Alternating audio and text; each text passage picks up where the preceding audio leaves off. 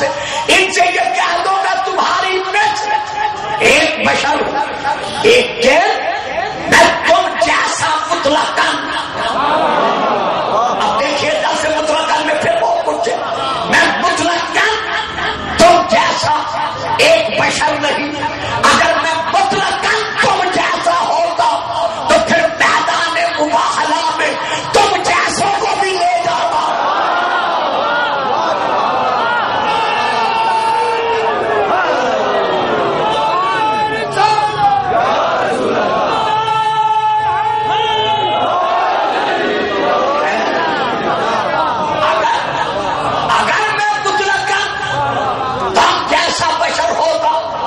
تو پھر میدان مباہلہ میں بھی علی و فاطمہ حسین و حسن کے ساتھ میں تم جیسوں کو بھی لے جاتا۔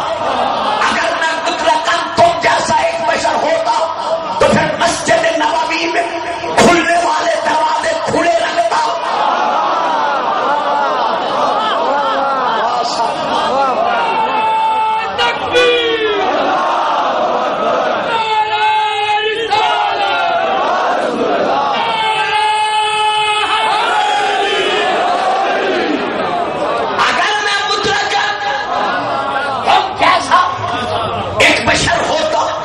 تو پھر مسجد نبوی میں جو جو دروازے کھلے تھے میں سب کے سب دروازے کھلے رکھتا، باقی دروازے بند کرا کے صرف علی کا دروازہ کھلا نہ رکھتا۔ اگر میں تم جیسا مطلقاً ایک بشر ہوتا تو پھر صیغہ اخوت پڑھتے وقت، پھر بھائی چارہ قائم کرتے وقت صیغہ پڑھتے وقت صرف علی کو اپنا بھائی نہ بناتا۔ اگر میں مطلقاً تم جیسا بشر ہوتا تو پھر اللہ خود اپنی زبان بے زبانی سے تمہارے حق میں تمہاری ابنیت کا مجھ سے انکار نہ فرماتا۔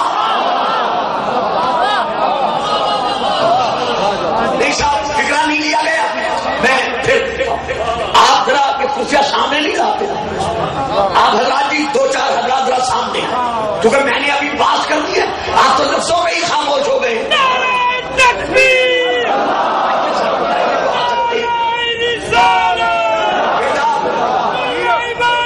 جہاں سے جگہ دو، ہٹائیں بچے کو، ہٹائیں بچوں کو، بچے ہٹائیں، کچھ لینے والے بیٹھے، آئیے آئیے سامنے۔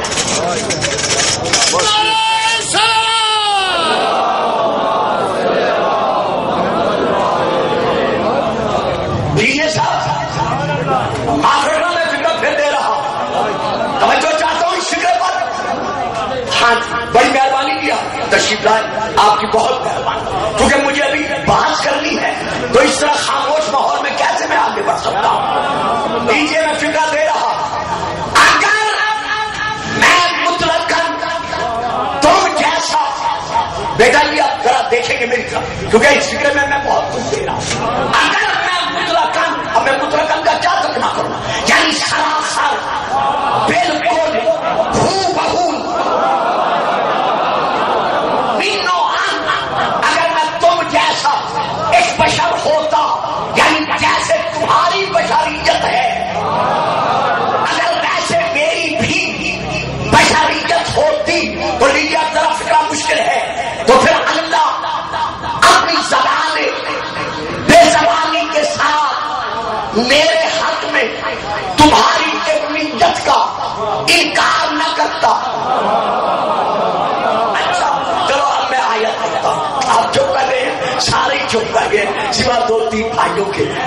ماں کانا محمد ابا احد من رجالکم ولکن رسول اللہ وخاتم النبیین۔ خبردار کبھی بھول کر بھی میرے محمد کو اپنا باپ نہ کہنا۔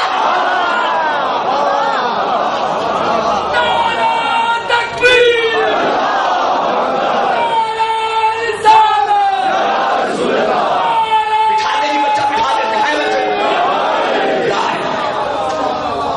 خبردار کبھی بھول کر بھی میرے محمد کو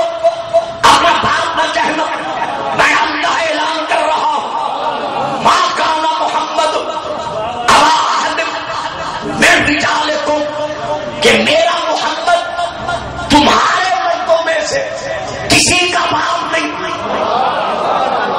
میں پھر رک گیا صاحبانے. میرا محمد من رجالکم، تمہارے مردوں میں سے کسی کا باپ نہیں. اب کون ذہن میں رہے کہا کما جمع خطاب کی زمین کہ محمد تمہارے مردوں میں سے کسی کا باپ نہیں. اب یہ بھی آیت، یہ بھی قرآن، یہ بھی اللہ کا فرمان. اب وہ بھی آیت جو ابھی میں پڑھ رہا ہوں، وہ بھی قرآن، وہ بھی اللہ کا فرمان کہ فَقُلْ تَعَالَوْا نَدْعُ أَبْنَاءَنَا وَأَبْنَاءَكُمْ.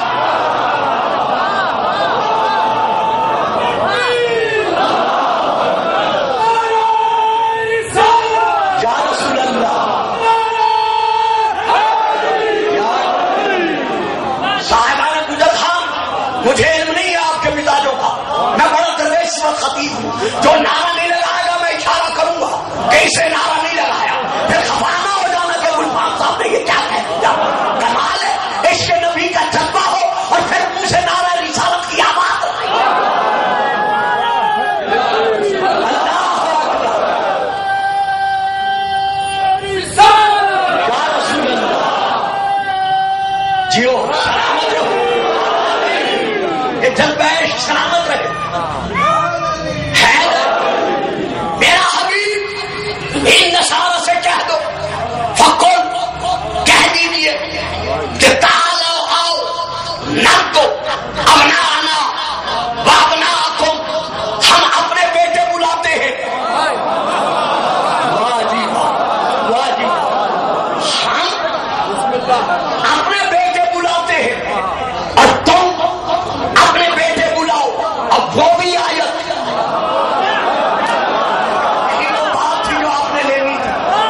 جو پہلی پڑھ چکا ہوں، وہ بھی آیت کہ ما کان محمد ابا احد من رجالکم، کہ محمد تمہارے مردوں میں سے کسی کا باپ نہیں.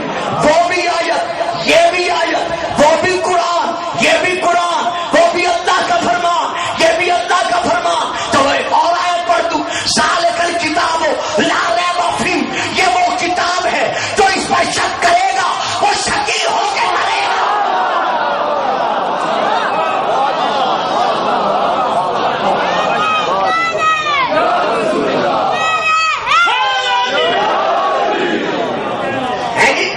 ذالک الکتاب لا ریب فیہ، یہ وہ کتاب ہے جس کے کسی فیصلے پر، کسی آیت پر، کسی کلمہ پر، کسی لفظ پر، کسی حرف پر شک نہیں کیا جا سکتا. دے دوں ایک فکرہ، آپ لیں گے تو یہی کتاب جس پر شک نہیں کیا جا سکتا، یہ نازل کس پر ہوئی؟ واہ صاحب، واہ صاحب. یہی کتاب جس سے ایک حرف پر بھی شک، جو بھائی جان توجہ ہے نا میری طرف، میری بات سمجھ میں آ رہی ہے نا؟ یہی کتاب جس سے ایک حرف پر شک نہیں کیا جا سکتا، یہ نازل کس پر ہوئی؟ نزل بہ الروح الامین علی قلبک، نازل ہوئی محمد کے دل پر. تو جب کتاب پر شک نہیں کیا جا سکتا تو جس کے دل پہ نازل ہو گئی.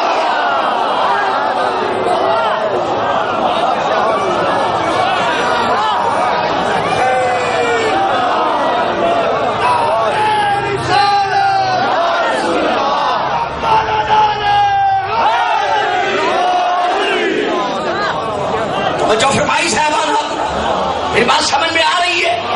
یعنی جب اس کتاب کے ایک حرف پر بھی شک نہیں کیا جا سکتا تو جس کے دل پر نازل ہو رہی ہے، پھر اس کا مقام عظمت کیا ہے؟ یہ آپ فیصلہ خود گھروں میں جا کر کریں. گلفام فکرہ دے گئے. میں ایک اور آیت پڑھتا ہوں جو خاموش رہ گئے. نزل بہ الروح الامین علی قلبک، میرا محمد اللہ نے اس قرآن کو نازل کیا جبرائیل کے ذریعے سے، وسیلے سے تیرے دل پر. حالانکہ محمد جبرائیل کے وسیلے کا نہ کلمہ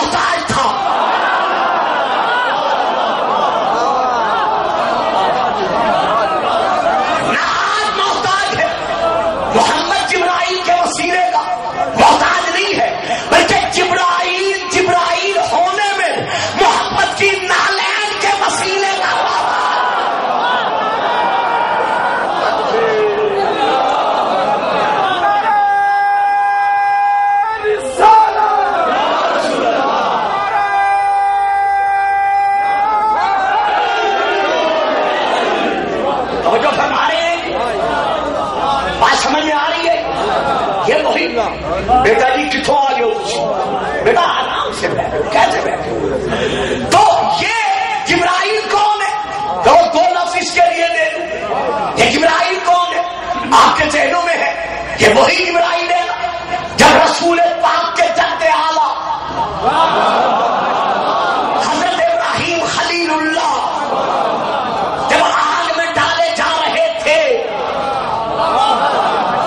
تو چشم زدن کی دیر سے پہلے یہ آپ کے پاؤں تک پہنچا، بوسہ لے کے کہنے لگا یا خلیل اللہ، اللہ نے مجھے بڑی قدرت بخشی ہے، اگر کوئی حاجت ہو تو مجھ سے بیان کرو، میں تمہاری حاجت روائی کروں۔ کہا حاجت ہے لیکن تم سے نہیں۔ کہا اچھا بتا دو تو، کہا جس سے ہے وہ بہتر جانتا ہے۔ تو جہاں جبرائیل پکار اٹھا کہ یا خلیل اللہ، میں وہاں جا سکتا ہوں جہاں کوئی نہیں جا سکتا، اسی لیے میں نے عرض کیا ہے کہ اپنی حاجت مجھے بتا دو۔ یہ کب کہا؟ جب خلیل اللہ آتش نمرود میں عشق کا سہارا لے کر کود رہے تھے، تو عشق کا سہارا لے کر اگر جان کی بازی لگا دی جائے، جب وہ بھی تب نہیں ہے تو عشق نبوی میں اگر گھر بار لٹا دیا جائے۔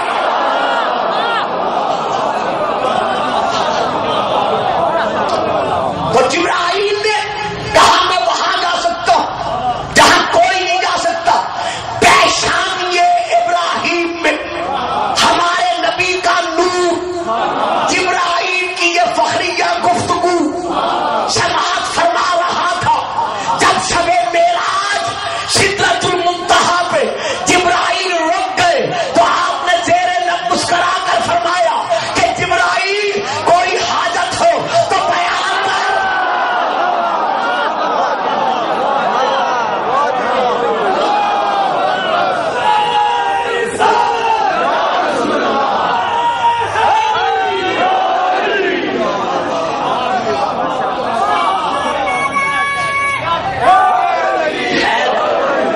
کوئی حاجت ہو تو بیان کر، بتا میں وہاں جا سکتا ہوں۔